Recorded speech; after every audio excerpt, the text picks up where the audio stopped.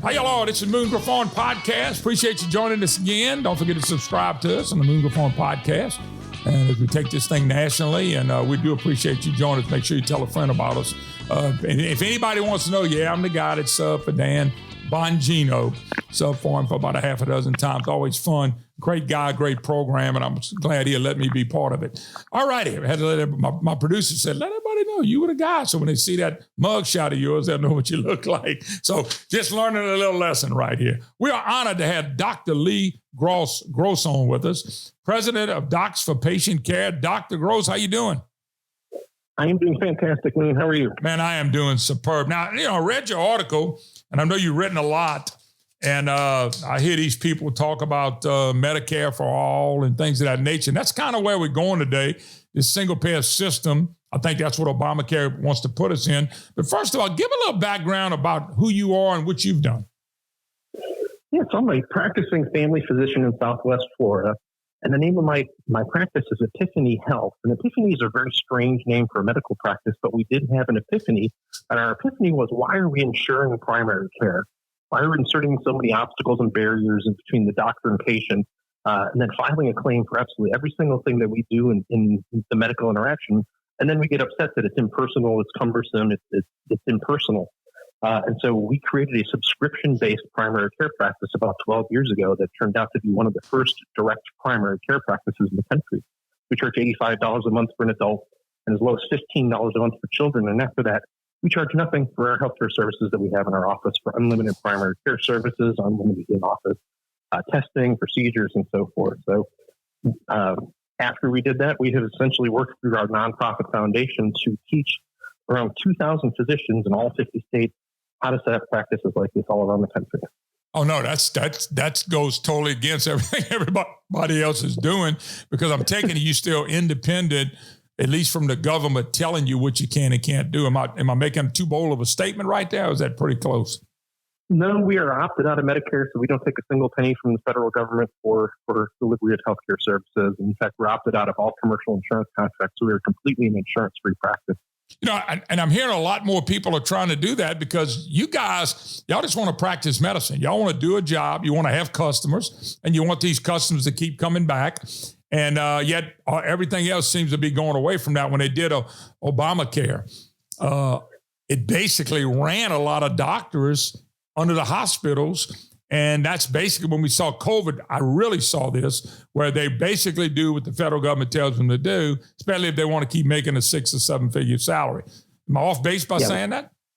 You are absolutely right. And one of the things that we realize is when you take their money, you have to play their rules. Sure. And their rules may not always necessarily be what's right for the practice or for the patient. And so what we've done essentially is what we're proposing is putting the patient back at the center of the patient care universe, stripping out all the middlemen that get in between them, whether they're commercial insurances or government, and work directly with the doctors and patients in order to provide that care, because there are way too many people in that relationship. And so when you're talking about like a single payer or Medicare for all, we're talking about handing over the entire control of the entire healthcare system and all your healthcare decisions to a government-run bureaucracy. Now, during COVID, the government basically couldn't even handle one virus, let alone the entire healthcare delivery system. Correct. And you see what happens when you politicize and get politics in the middle of just a single disease. Now you're going to politicize the entire healthcare system, and I don't think that the American people have the stomach for that. No, we didn't have it. And a lot of us, they called a lot of people rebels and people, but the fact of the matter, we were used to having our doctor go and see our doctor, and our doctor tells us if we need to get a vaccine.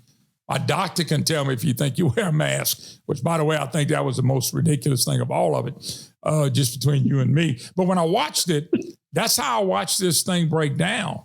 I watched doctors. I got to tell you a story. So I go in, and I know my doctors pretty well.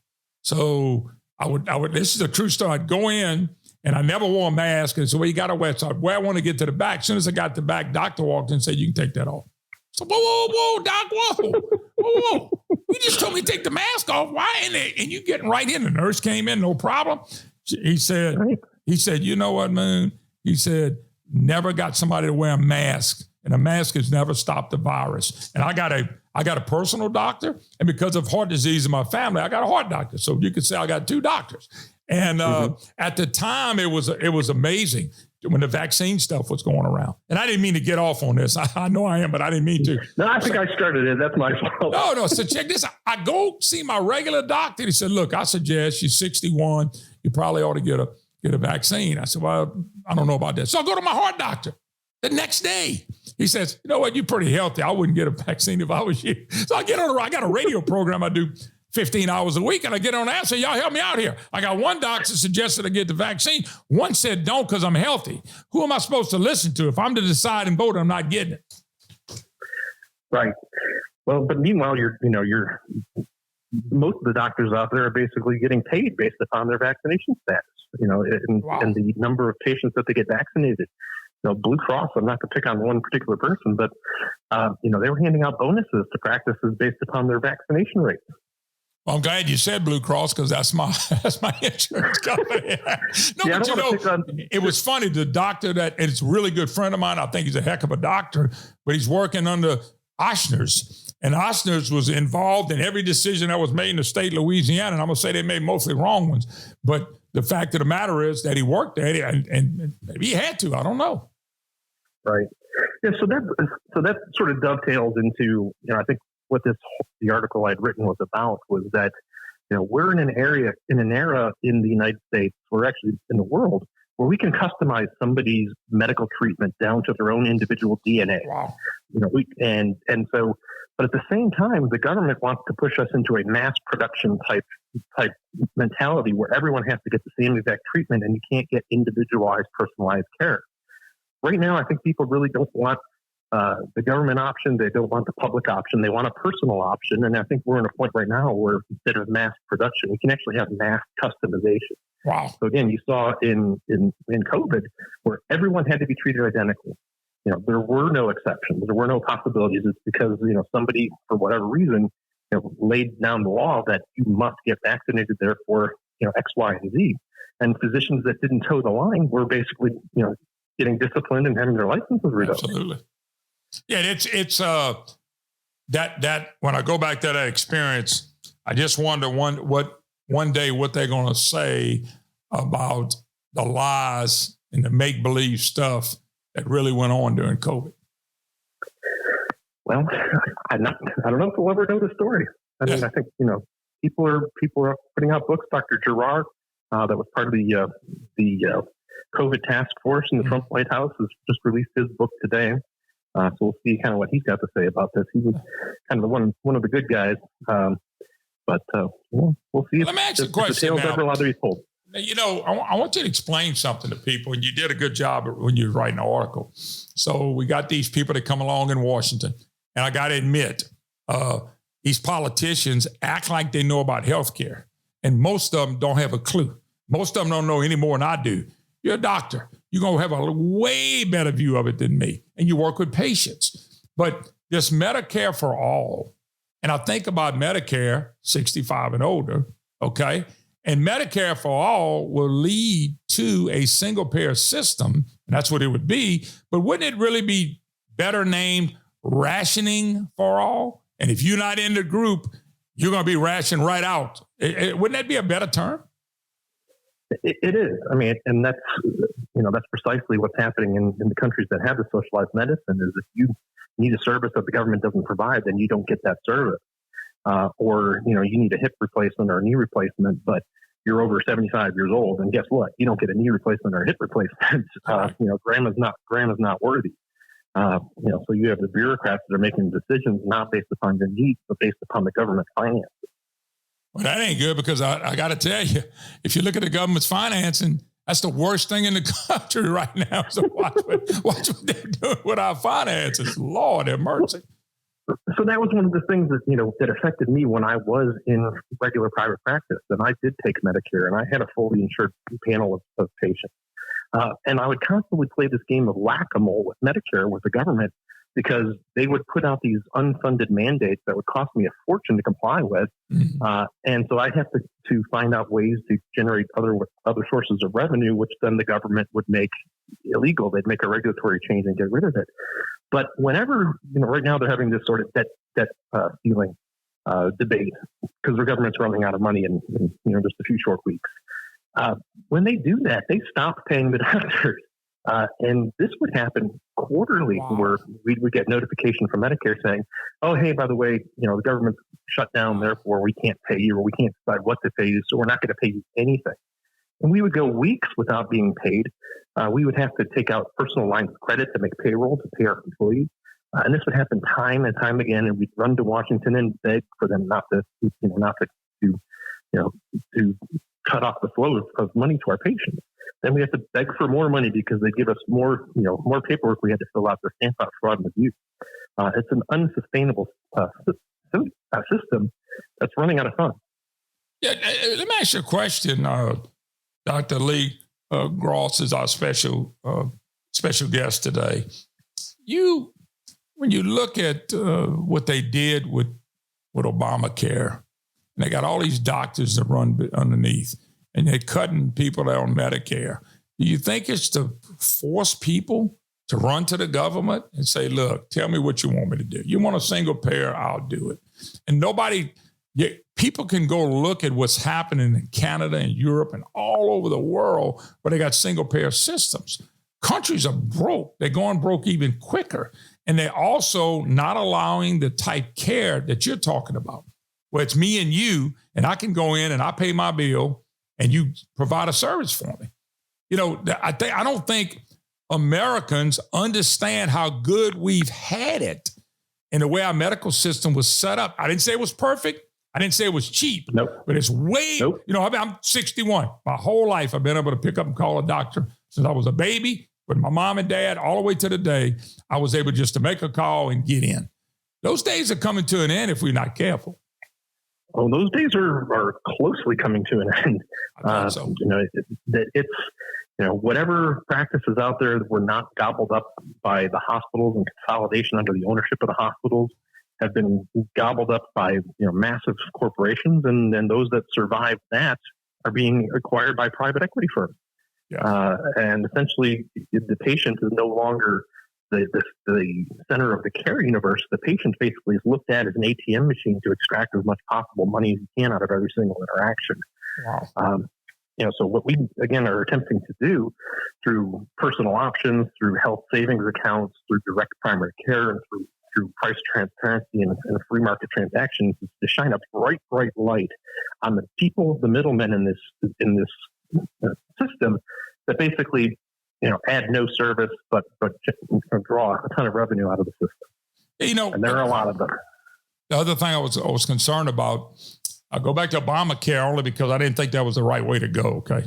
And I didn't think President Obama, like a lot of these politicians, really knew anything about healthcare. Or they act like they did, but they really didn't. And when I look up, we talk about Medicare, but let's talk about Medicaid. So Medicaid is more of a state function, and we've expanded our Medicaid. 43% of our people on Medicaid now.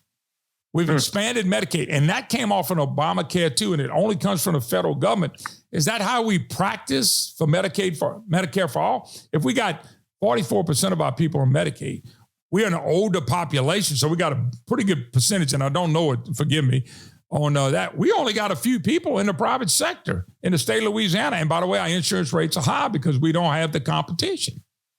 Right. And, when you have nearly half your population in Medicaid, first of all, you squeezed the people out of the safety net that truly needed that safety net.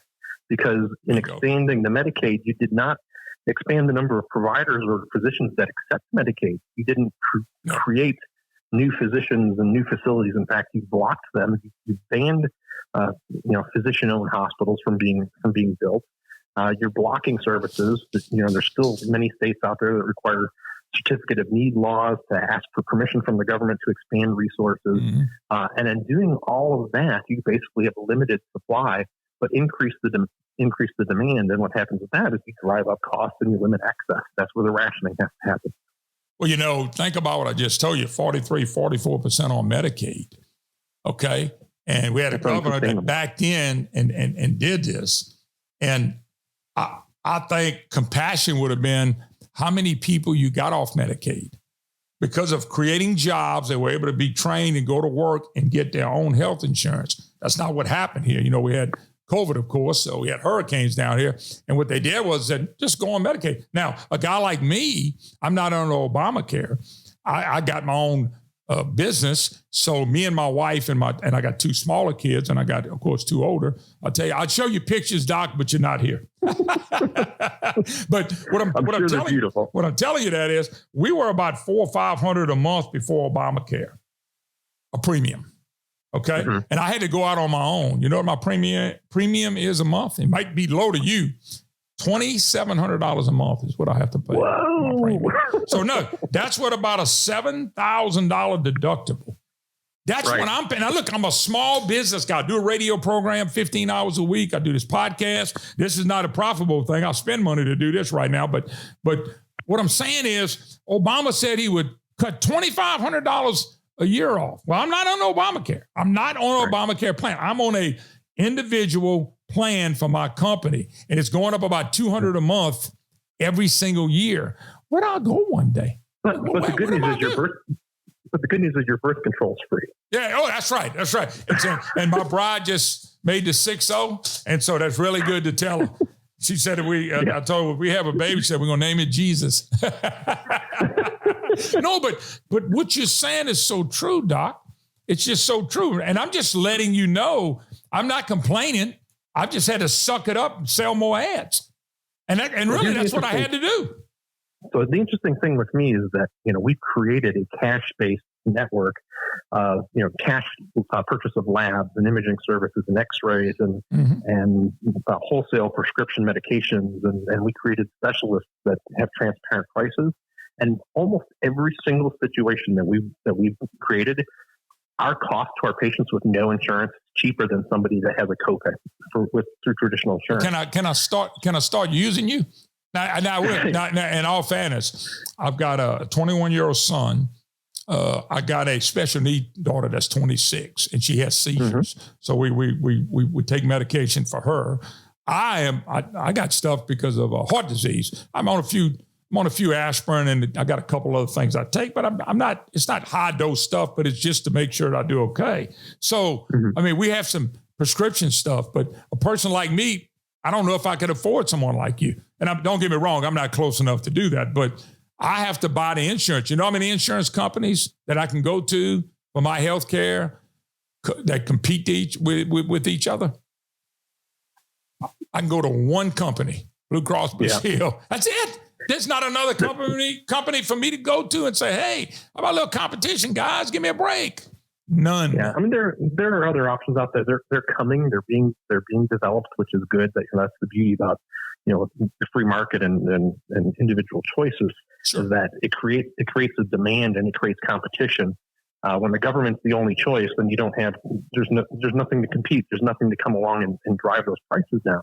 So I like to explain that that there's three different types of transactions. You have a first party transaction, which basically is you're using your money to buy something for you. Mm-hmm. And in that situation, the price matters and the quality matters. You have a second party transaction, which is me using my money to buy something for somebody else, like buying a birthday present. I care about the cost, but I don't really care so much about the quality because the cost affects me, the quality does. Sure. But the third party transaction is where I'm buying something for somebody else using a third person's money. That's Medicare. Mm-hmm. And in that situation, you don't really sort of care about the cost or the quality. Nobody cares about the cost. Nobody cares about the cost if the government's paying for it. And guess what happens? The cost goes up even higher. Absolutely. Because the person that's buying the service and the person that's paying for the service are completely disconnected from it. I tell you what, Dr. Lee Gross, and I do appreciate him joining us. Doc, I tell you what, if you send me $10,000 a month and you don't care how I spend it, I'm going to spend it. I'm enjoying it. If you never say, hey, what you buying at? I'm going to say, don't worry about my new bass boat. Right. But then I'm going to create some weird arbitrary reporting system that you're going to have to justify to me what you spent the money on and whether it was worth it. Yeah. And so, that's what happens in Medicare is that, they create these random arbitrary quality metrics that are defined by somebody that knows very little about healthcare.